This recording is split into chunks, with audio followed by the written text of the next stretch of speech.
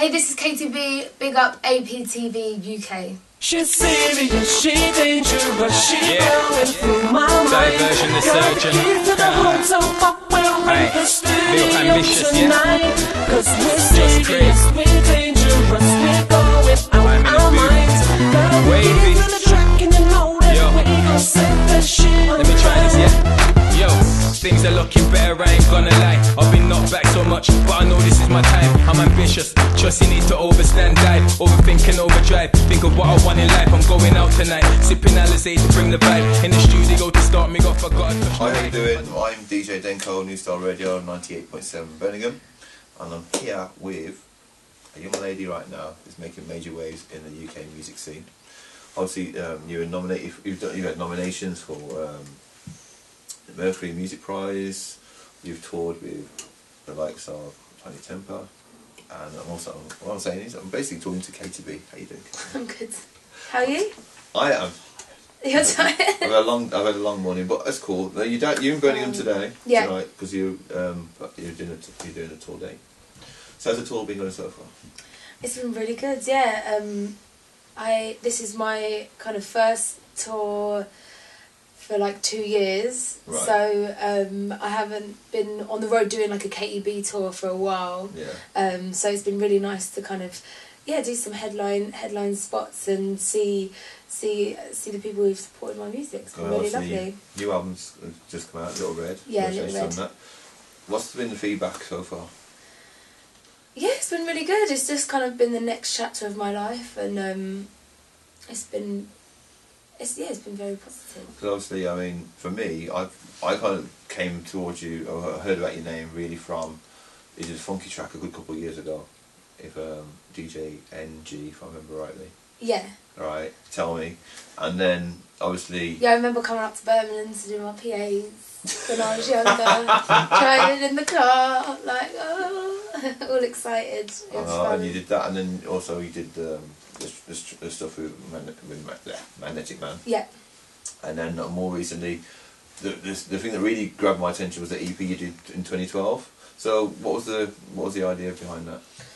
Well, I wanted to do an EP because I've been recording my album for about a year by that point, and I knew I had loads of festival bookings coming up in the summer, and I really wanted to, play some new material. Yeah. And also I've kind of felt like I wanted to give something back to all the supporters and stuff like that. So we did a free EP, and I got to collaborate with some brilliant people like Wiley and Iggy Azalea and Jessie Ware. And cause my favourite tune off the album was off the EP was Aaliyah. Yeah. So what was the inspiration for that tune? Well, I got the instrumental from from Genius. Yeah.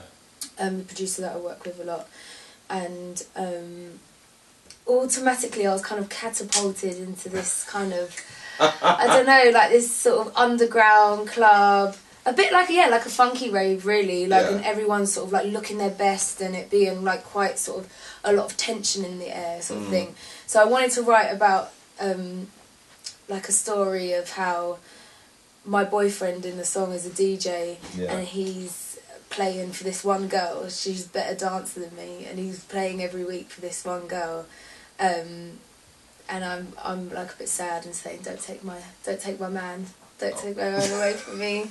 So I got the idea for the song, from that image, and then that built, and then I wanted to make the song about this character that I had in mind, and so I needed a girl's name. So I looked on my iTunes, and automatically there was AA, like Aaliyah. So I thought, okay, I'll use that for now. But I think she was kind of like my muse in the song as I wrote it. So by the end of it, I was like, actually, when people listen to the song, I think them having the image of Aaliyah dancing, because she was so effortlessly cool, and she was sexy, but she didn't. It wasn't like she was a try hard. Do you know what I mean? She was just had an aura about her, and I wanted people to kind of imagine that. And then I asked Jessie Ware to come on the song with me, because I wanted it to be like a collaborations EP. So I already had her in mind to work with, from ages and ages ago. I remember hearing her songs on like MySpace and being like, "Oh, amazing!" Yeah, I know that's showing your age. That's how old school. I'm an original fan, MySpace. And so she came down on her day off and she smacked it, and yeah, I'm really happy that. Yeah, she also did a track with Wiley, which I loved that. I loved that verse he put on that track. It was amazing. Yeah, I really loved that verse. So, what was your favourite tune on the EP after the 4? Oh, I can't choose. Okay, I can't choose. The best question to ask would be: they're all which so is your different. favourite to perform? To perform. Is that a tricky one? Maybe Light as a Feather, actually, which is the Diplo and Iggy Azalea one. Yeah. Because the drop is just like proper, like that. Yeah. But then I liked being able to sing with Jessie as well, so yeah, it's out of those two. Okay, because most people will obviously remember you from the Lights on track with Nick Dynamo. How did that come about? Well, she came into the studio to work with Genius and Zinc to do While Out. She did a tune with Zinc called While Out and Get Low with Genius. And they were like, oh, while you're here, actually, we're working with this new girl, Katy, and I had written the kind of chorus for Lights On, and I didn't really have any verses. They weren't really working, and they were like, oh, would you be up for doing some verses on it? And she was like, yeah. And I mean, I wasn't even there at the time, so they called me up and they were like, yeah, so we tried Miss Dynamite like on Lights On. I was like, what? Like, you know, because this was before anything had come out, and I was like so excited. And they were like, so she's going to come back and redo it. So, you know, so they booked in a studio session for us, and I remember being like really starstruck and quite scared. I can imagine, because obviously she's like a really big leading light in UK music even now. It was really amazing because, you know, as I said, I didn't have like a big deal, or you know, I've been recording my album for a while, but you know, it wasn't like I was signed to you know, major label or anything. So I felt really happy that she believed in me and came on. That's the thing. I mean, that's the one good thing about the UK scene. It's quite organic like that. You can just make that phone call.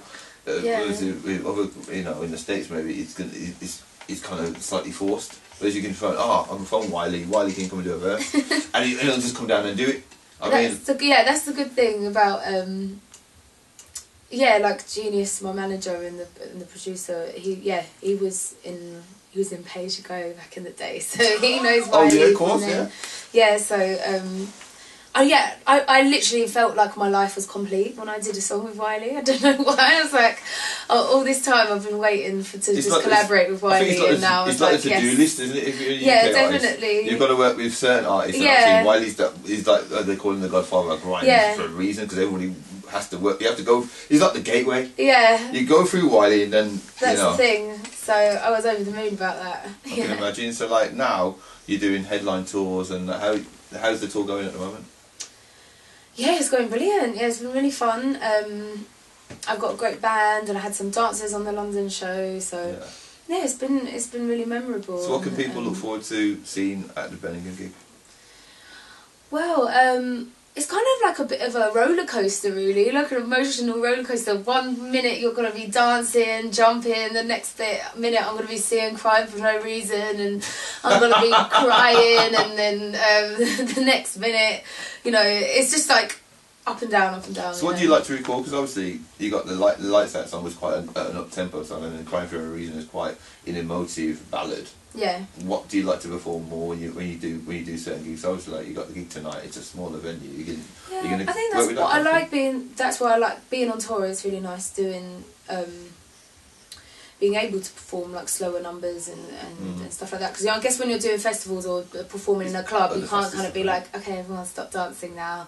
I'm gonna do a tearjerker ballad, you know. So it's really nice to be able to do to be able to do that. So I enjoy it, and but I also enjoy making people dance.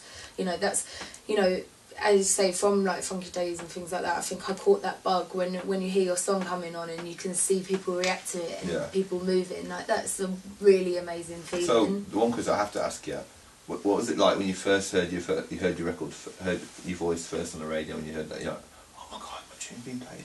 What was that? I remember it like the producer of this song that I did ages, I must have been about 16 or something, he called me, he was like, it's on so and so FM, like this pirate radio station in like West London or something. I remember me and my mum in my kitchen like getting the aerial and like trying to like hold it out the window or something, and then like pressing record on a tape, and then like sort of, and this was before kind of like MySpace had really taken off or anything. You're definitely old school going. I know, do you know what I mean? You already signed a cassette tape. This was before, I know. MySpace. You know So what I mean? I was just like, literally, found it mind blowing that someone on the other end of London could hear my song, like, or my voice. But now, obviously, you can hear, someone in Australia can hear your voice quite easily on SoundCloud or whatever. But I remember feeling like, wow, that's really cool. So you're finding the whole social media thing now, because obviously you've been around, you've got media savvy. You know, so like, I don't mind it. I mean.